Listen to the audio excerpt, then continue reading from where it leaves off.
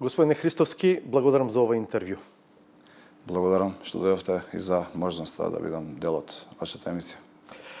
Колку со вашето именување за директор на Агенцијата за национална безбедност сте испочитуван, јас ќе искористам една фраза, духот на законот за АНБ, кој вели дека директор не треба да биде член на политичка партија или член на органи и тела на политичката партија. Законот е тој. Донесен е во 2019 година со изгласување од страна на двотретинско мнозинство во нашиот парламент. Најпрво и најважно за мене е законот да биде почитуван како од мене, така и од сите вработени во агенцијата. И сите други учесници во системот кои што треба да го почитуваат законот. Факт и уште една работа е дека веќе година дена или откако се вратив, односно пред да бидам вратен во Министерството за внатрешни работи, со моја официјална изјава за повлекување од членство и секаква друга припадност кон партиските структури, се повлеков од ВМРО-ДПМН и од тогаш па нааму немам апсолутно никакви партиски политички активности. Но треба да се запрашуваме за уште една работа. Доколку кај мене случајот е една година од повлекувањето сум именуван за директор од страна на владата, во случаите на претходните два директори немаше поминато ниту еден ден од нивните политички или партиски активности. Па дури се Зарко Милошевски бил партиски активист? Дури се сомневам и дека во текот и на нивното работење биле под политичко влијание, кое што истото го пренесувале во вид на притисок на вработени во службата. Тие сомневања и индици ќе бидат дополнително проверени следниот период. Ова и на Зарко Милошевски се однесува? Да, се однесува и за Зарко Милошевски, но видете, некогаш, како што и вие кажувате, ако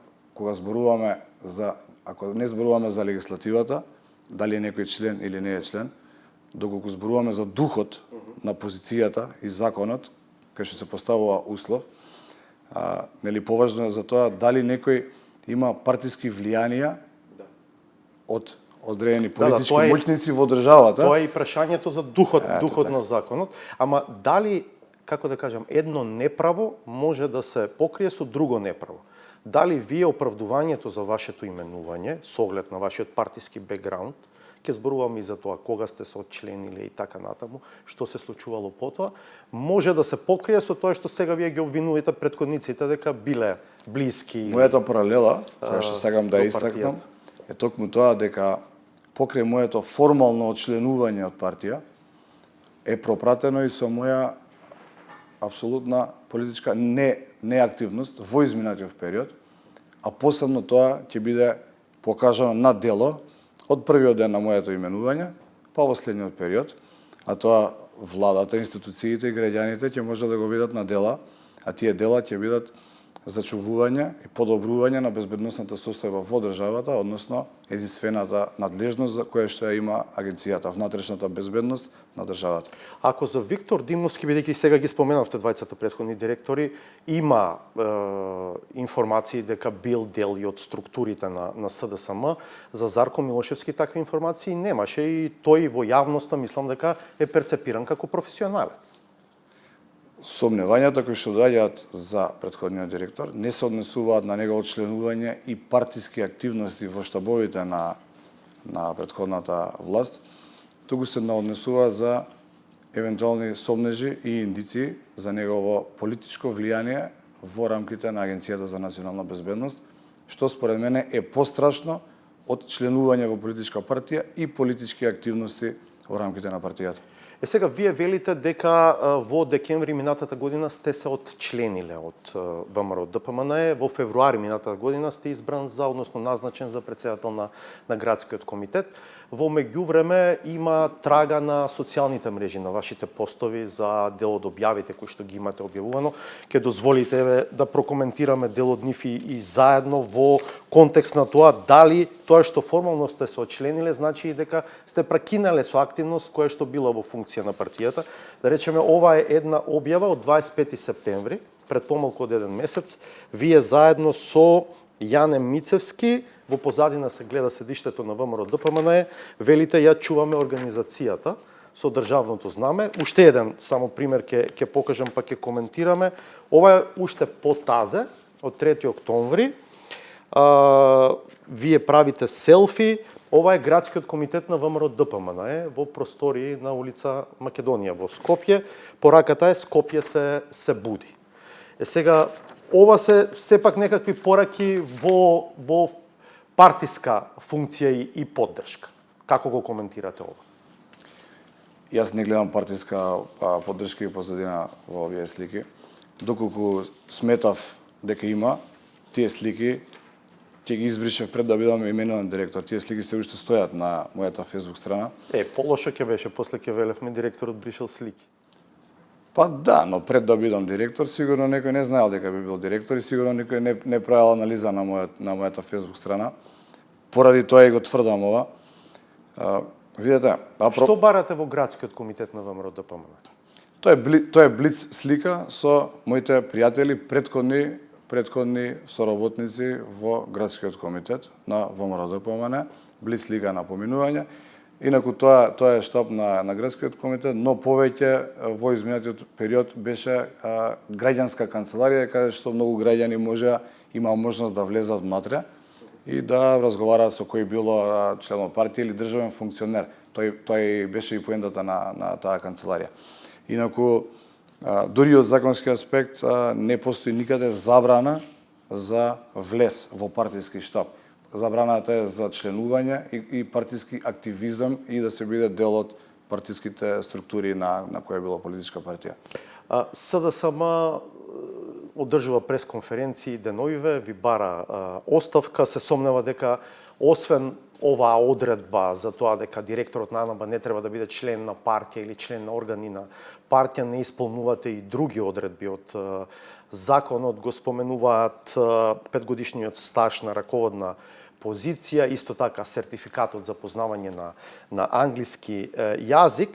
Во биографијата која ви се појави на веб страната на Факултетот за безбедност, и таа тема може би ќе допреме подоцна во разговорот, сте навеле дека имате TOEFL сертификат за англиски јазик од јазичното студио Јулија во Пловдив, Бугарија. Според тврдењата на СДСМ во Пловдив не постои воопшто центар за полагање TOEFL. Како го коментирате ова? Именувањето на директор со одлука на владата е реализирано во една сериозна и внимателна постапка. Ценејќи ги сите законски услови за именување на директор. Одговорно тврдам дека во целост ги исполнувам сите законски услови за именување на оваа позиција. Имам скоро 2 децениско искуство во безбедносниот сектор, од кој што околу 10 години раководен стаж од моето работење во Управата за безбедност и контраразузнавање и Министерството за внатрешни работи, започнувајќи од приправник до раководител на сектор, како и државен советник во кабинет на директор на Бирото за јавна безбедност и министер за внатрешни работи. Дневно политичките препукувања, односно изјави на политички партии, базирани на шпекулации и предпоставки, кои што, како што може да видам, завршуваат со големи прашалници, а не и тврдења, се показател за тоа што тие сакаат да направат. Тоа се дневно политички теми, базирани на политиканство, за кои што не би сакал да коментирам и да продолжувам понатаму. Бидејќи секој мој коментар и одговор и навлегување би навлегло уште подлабоко во теми кои што не е потребно да се навлегува. Имам сертификат за познавање на англиски јазик, како што е наведен во биографијата на Факултетот за безбедност. Може ли да ве прашам за TOEFL сертификатот? Зошто во Пловдив сте полагале, а не во Скопје, да речем? После ова интервју, доколку сакате, сметате и имате потреба тоа, ќе ви дадам документ кој што е издаден во 2019 година како регулатива од претходната власт за административно тестирање на вработени во државната администрација, кој што точно покажува кој вид на тест од трите светски јазици кои што се говорат и се потребни во државава, кој вид на тест и во која држава и во кој град може да се полага. Што е спротивно на, не би сакал да го коментирам, преди ќе ви кажа дека не би сакал да навлегувам, но ќе ви го давам документот и може да го објавите, да го видите. Тоа е официјален документ од не ми текнува институцијата, не ми текнува како се викаше. Агенција веројатно за администрација. Да. Предпоставувам. Тој тест е положен во 2022 година, а не е сега. И беше најбрз начин како да дојдам до таа диплома, бидејќи таму имаше отворен термин. Добро. Во однос на моето образование, имам завршено факултет за физичка култура, факултет за економски науки и сум магистар од областа на безбедноста, односно криминалистика и криминологија. Дали вториот факултет го завршувавте за да добиете асистентско место на факултетот за безбедност? Третиот факултет или Не, економскиот факултет? да, тоа е втора диплома, како да кажам, додипломски студии, втори. А инаку имате мастер, на факултетот за безбедност. Економскиот факултет го заврши во 2023 година, а ми е запишан години претходно и е диплома од факултет кој што е акредитиран и еднаш годишно се акредитира, меѓу другото, и од сите претходни власти. Тоа е на Универзитетот за туризам и бизнес. Универзитетот за туризам и менеджмент, или поново мислам дека е Универзитет Скопје. Добра, како се случи, бидејќи веќе го спомнавме тоа, во истиот ден, кога владата објави дека ве именува за директор на Агенцијата за национална безбедност, да се случи објавата на билтенот на Факултетот за безбедност, дека сте избран во асистент за криминалистички науки таму? Постапката на Факултетот за безбедност се уште не е завршена. По отворен јавен оглас за неколку асистентски и професорски места на Факултетот за безбедност при Универзитетот Свети Климент Охридски од Битола, аплицирав пред неколку месеци. При што се отвори процедура за избор на рецензиони комисии за секое место посебно, каде што имаше повеќе апликанти. Постапката се уште не е завршена, наспроти објавите што ги видов по некои медиуми. Избран сум за асистент на факултетот. Предложен сте? Од страна на рецензиона комисија. Тоа се објавува во јавен гласник на универзитетот, што подоцна треба да биде потврдено или не потврдено од страна на наставно-научниот совет на факултетот. Така да таа процедура не е завршена. Добро, од ДКСК тоа го видовте соопштија дека отвориле предмет по анонимна представка. Моето прашање во таа смисла би било, ќе соработувате ли со антикорупцијската комисија во таа постапка? Апсолутно, јас сум легалист, доколку тоа го видов вчера во медиумите, доколку стигне до мене барање за соработка или одговор, веднаш ќе одговорам. Иако предпоставам главните прашања ќе бидат до институцијата влада, која што практично ве именуваше. Секако, доколку стигне до мене, јас сум тука за соработка. Уште една тема која што се дебатира во јавноста е вашиот безбедносен сертификат. Во едно претходно интервју кажавте какво ниво на безбедносен сертификат поседувате, кое што според толкувањата е под нивото потребно за директор на АНБ. Зошто е тоа така и дали таа ситуација сега на почетокот ве ограничува во извршувањето на функцијата директор на агенцијата? Во моментов поседувам безбедносен сертификат од степен строго доверливо, кој што го имам добиено по моето враќање на работа во Министерството за внатрешни работи. Согласно Законот за класифицирани информации, безбедносен сертификат за одредена категорија на пристап до класифицирани информации се добива кога работникот или именуваното лице има потреба од пристап и ракување со одреден степен на класификација.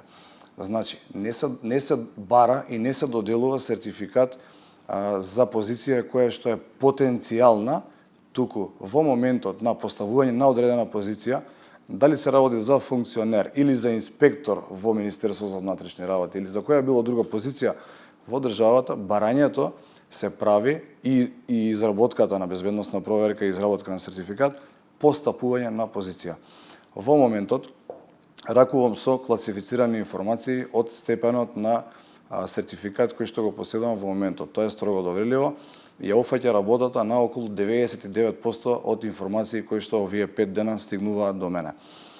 Во случај кога до мене стигнува документ класифициран како државна тајна, секако тоа се стига по процедура согласно Закон за класифицирани информации во затворен плик, директно го пренасочувам кон во моментот актуелниот заменик министер во агенција, заменик директор во Агенцијата за национална безбедност, кој што поседува таков сертификат во период додека да го добијам јас мојот, бидејќи се уште е во процедура, истиот ги последува тие информации и ракува со нив. А што е разликата меѓу сертификат со ниво државна тајна и НАТО, да кажам, сертификат? Има ли, постои ли разлика?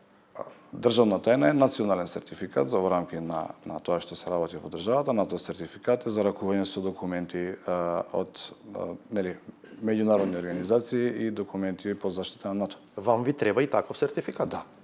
Аплициравте за таков? Да. Аплицирав за сите потребни безбедносни сертификати кои што се потребни за извршувањето на мојата позиција. Тоа го направив првиот ден по моето доаѓање во агенција. До овој момент нема одговор, така? До овој момент нема одговор. Очекувам да биде тоа во најбрзо време. Добро. Владата не ги соопшти причините за разрешувањето на Зарко Милошевски. Вие на почетокот на овој разговор веќе зборувавте делумно. Дали тоа се главните причини според вашите информации за разрешувањето на Милошевски од оваа позиција? Не би можел да ги коментирам причините за разрешувањето на претходниот директор Зарко Милошевски во случајот за разрешување. Мислам дека тоа прашање треба да го упатите директно до Зарко Милошевски или до владата.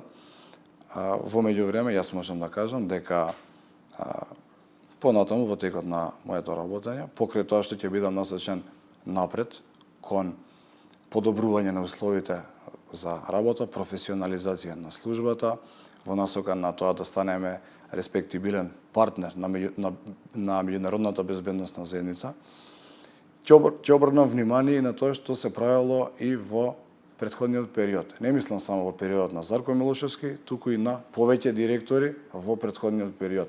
Согласно индиции за сомнежи за злоупотреба на службена положба, незаконско работење, политичко влијание кои што стигнуваат до мене. Сето тоа ќе биде проверено доколку најдеме факти, аргументи и докази за одредено незаконско работење, за тоа ќе биде известено надлежното обвинителство. Може ли да бидете објективен во тоа со оглед на партискиот бекграунд што го имате?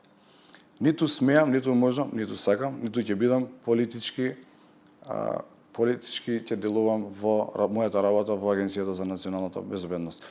Тие кои што ме познаат, ме знаат дека сум професионалец и дека никогаш не ги мешам моите лични ставови и идеолошка определба, не партиска, идеолошка определба нагласувам во мојата работа. Точно знам да поделам што е тоа што е моje лично мислење, што е тоа што е работа, професионализам и работење по закон. Господине Христовски, да бидеме објективни, сепак сте именуван за директор поради тоа што премиерот имал доверба во вас, а ве знае веројатно по партиска линија, така?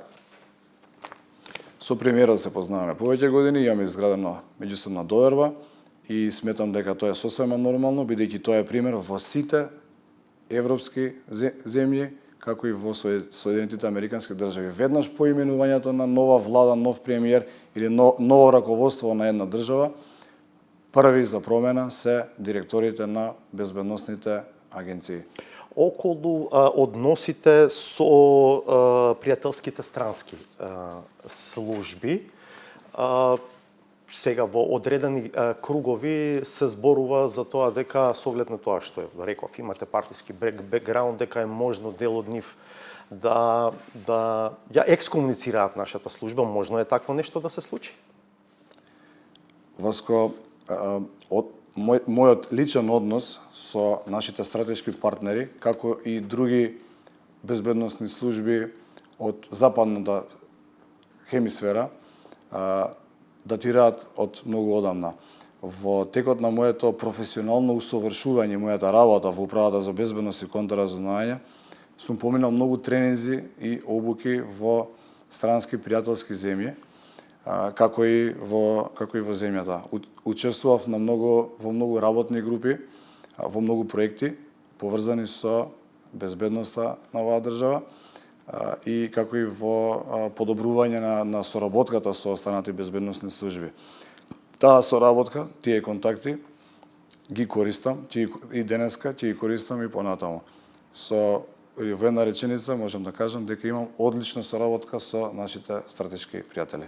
Веќе воспоставивте таква соработка од оваа позиција? Да. Добро. Во претходното интервју зборувавте за тоа дека меѓу приоритетите ќе ви биде операционализирање на полиграфското тестирање за вработените. Моето прашање би било колку сметате дека тој метод е навистина веродостоен? Колку е алатка на која што може да и се верува? Може ли таа да дава лажни резултати, некој да страда поради тоа што полиграфот или полиграфистот сгрешил? Не само што е алатка, и тоа кредибилна алатка за проверување на интегритетот, професионалноста, кредибилитетот на работниците во агенцијата, како и на информациите кои што тие ги споделуваат со агенцијата во текот на нивното работење, туку е и законски услов за вработување и работење во агенцијата. Како таков, тој законски услов го имаме и во агенцијата за разузнавање, каде што еден од условите за вработување во истата е и поминато позитивно полиграфско тестирање. Тоа е алатка кој што се користи во сите современи безбедносни институции во светот. Велат дека таа не е 100% веродостојна. Дека има одреден, висок можеби процент на веродостојност, но тоа не е 100%. Сега тие 5, 6 ли се, 3 ли од 100 се, колку и да се, сепак се одстапување од целосна веродостојност. Пак ќе го повторам истото прашање, може ли некој да страда неосновано? Полиграфот, како услов и како алатка, е регулиран во Законот за национална безбедност. А таму е регулирано дека треба и веќе е направен подзаконски акт кој што го регулира во детали работењето, односно користењето на полиграф. Полиграфот како средство, односно машина, е 100% точен и не може да биде излажен. Клучен во тој процес, односно е клучна процедурата за тестирање, како и полиграфистот кој што треба да биде добро обучен и искусен да го спроведува полиграфското тестирање.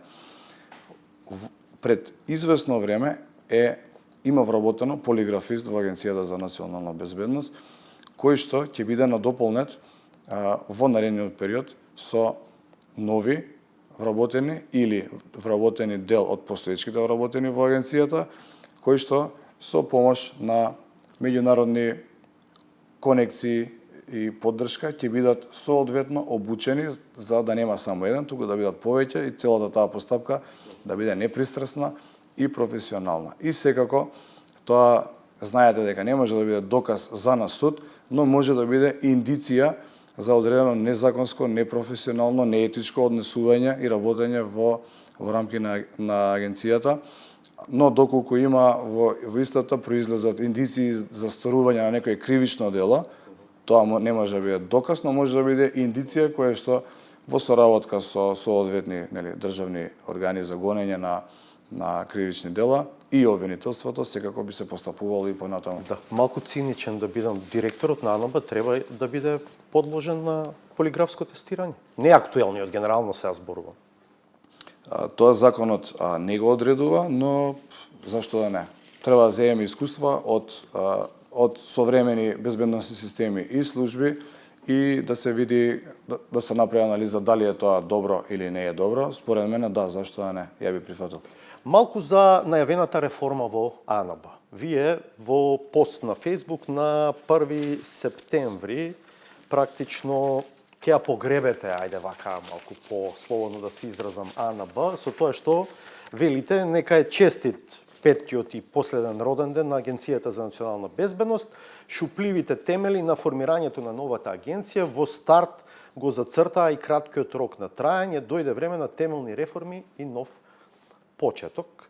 Зошто прифативте да бидете директор на нешто што е со шупливи темели и што очигледно и вие сами одвелите нема да трае многу долго? Бев разочаран како дел од УБК во тој период, но и во следните години, што ги видовме по реформите во наводници кои што се случија во 2019 година, бидејќи оваа држава имаше можност конечно еднаш за секогаш да направи една стабилна и професионална служба, но таа можност не ја искористи. Поради тоа го честитав петиот и последен роен ден на АНБ, односно согласно изјавите на премиерот Христијан Мицкоски за потенцијално носење на нов закон во кој што би се споиле двете безбедносни служби. Значи, вие свесно прифативте да бидете привремен директор, така? За мене беше голем предизвик да направам се што можам во периодот кој што следува, без разлика дали ќе има спојување или нема да има спојување на тие две служби. Сакам веќе еднаш да прекине тоа непрофесионално однесување и политичко влијание во службата, без разлика дали ќе бидам тука еден месец или повеќе време. Имате амбиција да бидете директор на заедничката служба, ако тоа се истера во парламентот и помине? Васко, имам голем предизвик пред мене, имам многу работи за средување во оваа служба. Оваа служба е обезглавена, фали кадар. Изминативе години имам чувство дека е остајана да изумира, не јас да ја погребам. Фали многу кадров од аспект и на квантитет и на квалитет. Тоа ќе се обидам во наредниот период да го надополнам преку совесно и професионално работење, кое што ќе овозможи да секој квалитетен кадар во Агенцијата за национална безбедност биде искористен максимално со сите негови компетенции. Ќе правите промени внатре во хиерархијата, во структурата подолу во агенцијата? Можам само кратко да искоментирам во однос на промените, бидејќи тоа е сепак еден класифициран дел од областа на работењето во АНБ. Да, планирам да правам промени, но сакам да им порачам на колегите да бидат спокојни дека сите што работеле во изминатиот период професионално, без разлика на нивните ставови идеолошки и размислувања приватни, никој нема да биде оштетен, напротив, ќе бидат наградени. А нови вработувања ќе има? Како и што најавив кај претходни твои колеги, уште еднаш би кажал дека сакам во наредниот период, односно ќе се обидам тоа да биде во текот на 2025 година, покрај стандардното вработување без јавен оглас, што е нетранспарентно, но работењето на службата го налага тоа, бидејќи имаме специфични начини на работа. Сакам за прв пат во историјата на постојање на оваа држава и на оваа служба да иницирам, да направам вработување со јавен оглас, со што ќе прибереме барем еден мал дел од најдобрите, најкомпетентни кадри во државата, кога мислам на најдобри, мислам на инженери, на безбедњаци, на економисти, на правници и на сите останати кадри и потенцијали кои што оваа држава располага. Значи нема да има повеќе вработување во 4 очи, туку ќе има покрај таа можност за вработување без јавен оглас, ќе има и вработување со јавен оглас. И уште малку околу најавените промени во безбедносно-разузнавачкиот сектор и најавата за спојување на Агенцијата за национална безбедност и Агенцијата за разузнавање. Вие знаете дека има и аргументи против тоа, да речеме, пред се околу новото концентрирање на моќ во една институција кај еден човек, кај првиот човек на таа институција. Може ли Македонија по траумите кои што и се случуваа, нели, со масовното незаконско прислушување, претходно со другите случаи на злоупотреби на службата, да си дозволи такво нешто? Идејата на претходната реформа беше деконцентрација на моќта, така, на дисперзирање на моќта на повеќе други места. Да, јас бев дел од тој проект, се викаше Интелигенција или Intelligence, кој што започна во 2016 година по препораките на ПРИБЕ. Бев дел од еден владин проект, заеднички со повеќе безбедносно разузнавачки институции од државата, заедно со Женевската ДКФ. Ние ја правевме анализата и ги дадовме моделите на развој и реформи на безбедносните служби, по што се случи, нели, да се формира и новата агенција за национална безбедност и оперативно-техничката агенција. Има и позитивни, има и негативни страни, но би сакам да вака едно јавно прашање, за не мислите дека не е концентрација на моќ и самото постоење на АНБ како една служба? АНБ и Агенција за разузнавање се доволно моќни и сами по себе, ако веќе ја коментираме таа тема. спојувањето би ги направиле малце помоќни во една служба, но клучен фактор за разбивање, условно кажам, на таа концентрација на моќ е квалитетниот, ефикасниот и во пракса функционален надзор над службите или на таа нова служба што би се направила. Тоа е, нели, граѓанскиот, експертскиот надзор, парламентарниот надзор. Сега има обид да профункционира. Значи, треба повеќе да се насочиме кон тоа, кон функционалност на надзорот над службите, а не на тоа дали ќе има концентрација на моќ или не. Доколку има добар надзор, не може да има концентрација на моќ, бидејќи законот за АНАБА сега точно ги опишува процедурите и надлежностите на агенцијата. Се надевам дека доколку се донесе нов закон кој што меѓу другото ќе има, нели, фузирање на двете агенции, уште подетално ќе ги предвидува сите нели обврски, надлежности и одговорности на новата агенција. Во тој случај надзорните тела ќе може да си вршат работата, но треба да им се дозволи, а за да им се дозволи треба да имаат овластување дадени од парламентот. Доколку тоа се случи, нема да има повеќе никоја злоупотреба во таа служба. Ја додека сум тука, нема да ги чекам да ме побараат сите надзорни органи, јавно ги повикувам уште утре да дојдат и да извршат надзор таму каде што можат согласно нивните овластувања. Добро, ви благодарам за ова интервју и се надевам дека оваа институција ќе остане отворена кон медиумите и кон јавност. Благодарам и на вас, Васко. Се надевам дека покажав изминативе денови што е транспарентност, иако не планирав да одговарам на обвинувањата, сепак еве тука сум и ке вас, како и ке другите медиуми, но се надевам дека следниот пат ќе разговараме за реформи, за еднината, за безбедноста на состојба во државата, за тероризмот, за светските трендови на загрозување на безбедноста и сето тоа ќе биде во една транспарентна атмосфера. Добро, се во свое време, како велат. Благодарам уште еднаш. Благодарам.